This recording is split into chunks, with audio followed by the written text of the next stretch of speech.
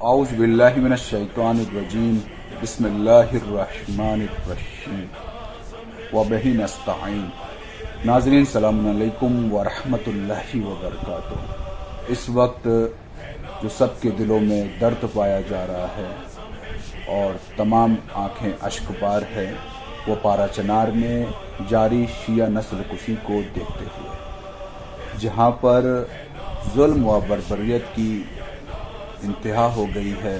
جوان بوڑھے سمیت دودھ پیتے بچے کو شہید کیا جا رہا ہے، صرف اس بنا پر کہ وہ اہل بیت علیہ السلام کے چاہنے والے ہیں۔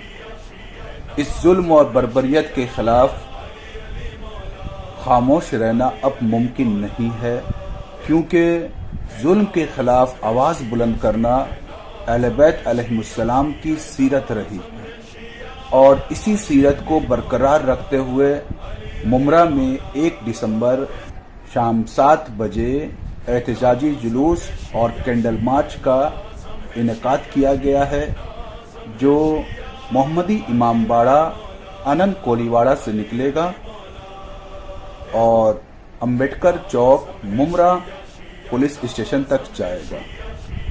آئیے اس ظلم اور بربریت کے خلاف ساتھ دے کر مظلومین کا ساتھ دیں اور ان کی طاقت بنیں۔